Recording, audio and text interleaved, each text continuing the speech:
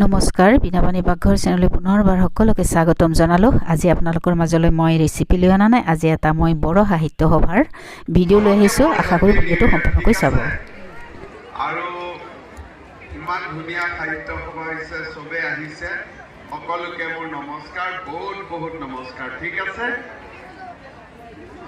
আজি আমাৰ মাজত উপস্থিত আপোনালোকে নিশ্চয় গমেই পাইছে কোনে ভাষণ দি আছে। তেওঁ হ'ল আমাৰ সন্মানীয় মুখ্যমন্ত্ৰী ডাঙৰীয়া হিমন্ত বিশ্ব শৰ্মা ডাঙৰীয়া। তেওঁ আমাৰ মাজলৈ আহি বহুত ধুনীয়াকৈ তেওঁ মূল্যৱান ভাষণ প্ৰদান কৰিলে।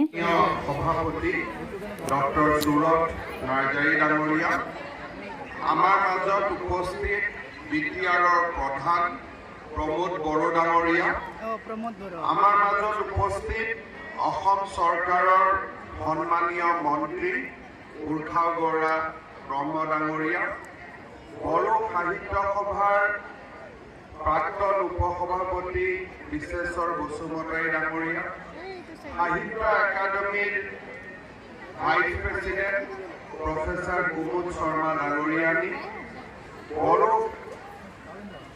নিখিল বড়ো ছাত্ৰ সন্থাৰ সভাপতি দীপেন বড়ো ডাঙৰীয়া, বড়ো কছাৰী ৱেলফেয়াৰ কাউন্সিলৰ CM ভুৱনেশ্বৰ বসুমতাৰী ডাঙৰীয়া, ৰিচেপশ্যন কমিটিৰ ৱৰ্কিং প্ৰেছিডেণ্ট নাগৰমল স্বৰ্গীয়াই ডাঙৰীয়া, পলাশবাৰী সমষ্টিৰ বিধায়ক হেমাংগ ঠাকুৰীয়া ডাঙৰীয়া, মঞ্চত উপবিষ্ট নীলকান্ত গয়াৰী ডাঙৰীয়া, বিষ্ণু বসুমতাৰী ডাঙৰীয়া, সীতাৰাম বসুমতাৰী ডাঙৰীয়া, কামেশ্বৰ বড়ো ডাঙৰীয়া, ডক্টৰ প্ৰণৱজ্যোতি নাৰ্জাৰী ডাঙৰীয়া, বড়ো সাহিত্য সভাৰ উপসভাপতি প্ৰশান্ত বড়ো ডাঙৰীয়া, বড়ো সাহিত্য সভাৰ প্ৰাক্তন সভাপতি তৰেণ বড়ো ডাঙৰীয়া, বিভিন্ন জাতি উপজাতিৰ লোকক একত্ৰিত কৰি বকুৰ এই ঐতিহ্যমণ্ডিত গান্ধী মৈদামত এই জাতীয় অনুষ্ঠানটোৰ ৬৩ সংখ্যক বাৰ্ষিক অধিৱেশনৰ মুকলি সভাত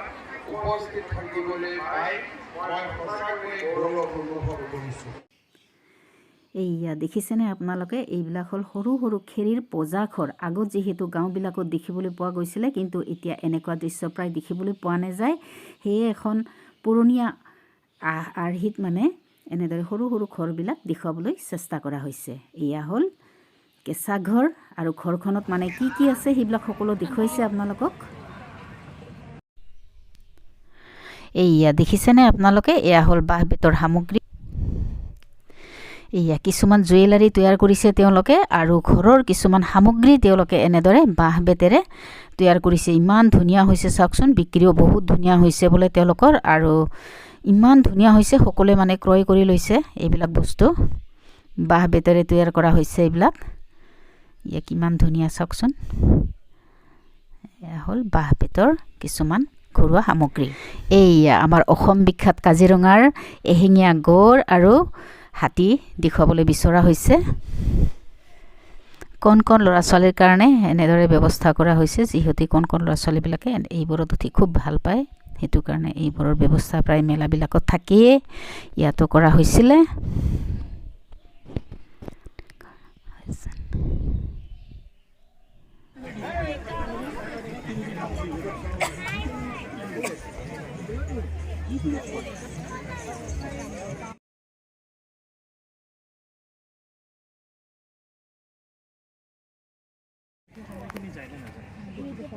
টেইলৰিঙতে কৰিব পাৰিবি বা বিউটি পাৰ্লাৰ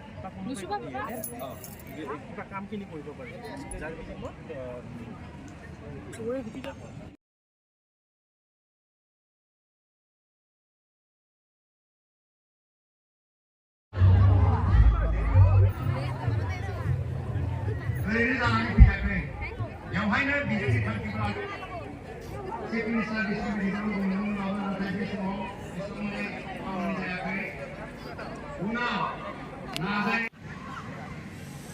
এইয়া সৰু ল'ৰা ছোৱালীবিলাকৰ খেলনা হয়। এনেদৰে বড়ো সাহিত্য সভাৰ বাকৰিখন সজাই পৰাই তোলা হৈছিলে। এয়া তাৰে দৃশ্য আপোনালোকক অকণমান দেখুৱাইছোঁ, কিমান ধুনীয়াকৈ সুন্দৰকৈ সজাই পৰাই তোলা হৈছে। সঁচাকৈয়ে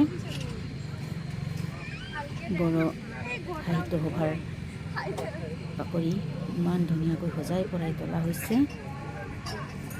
চাওক ভিডিঅ'টো চাই কেনেকুৱা পালে আপোনালোকে জনাবলৈ নাপাহৰিব আৰু ভিডিঅ'টো চোৱাৰ বাবে বহুত বহুত ধন্যবাদ আপোনালোকক ভিডিঅ'টো চাই কেনেকুৱা পালে এবাৰ হ'লেও আপোনালোকে জনাবলৈ নাপাহৰিব এয়া দেখিছেনে এয়া হ'ল আমাৰ জনজাতীয়ৰ পৰম্পৰা খাদ্য যিসকলে গাহৰি খাই ভাল পায় তেওঁলোকে এনেদৰে খাব পাৰিব ইয়ালৈ আহি আৰু যিসকলে খোৱা নাই তেওঁলোকে এবাৰ হ'লেও টেষ্ট কৰি চাব পাৰিব এয়া হ'ল কেকৰা এয়া হ'ল গাহৰি এয়া হ'ল হিকত দিয়া বুলি কয় গাহৰি পুৰা এয়া মাছ পুৰিছে এনেদৰে এয়া হ'ল আমাৰ পূৰ্বৰ পৰম্পৰা খাদ্য জনসাধাৰণৰ পৰা আহিছে ভিডিঅ'টো চোৱাৰ বাবে বহুত বহুত ধন্যবাদ প্লিজ ভিডিঅ'টো যদি চাই ভাল পাইছে মোৰ চেনেল বিনাপানী পাকঘৰ লাইক কমেণ্ট শ্বেয়াৰ আৰু ছাবস্ক্ৰাইব কৰিবলৈ নাপাহৰিব পুনৰ লগ পাম আন এটি নতুন ভিডিঅ'ৰ সৈতে আজিলৈ আহিছোঁ নমস্কাৰ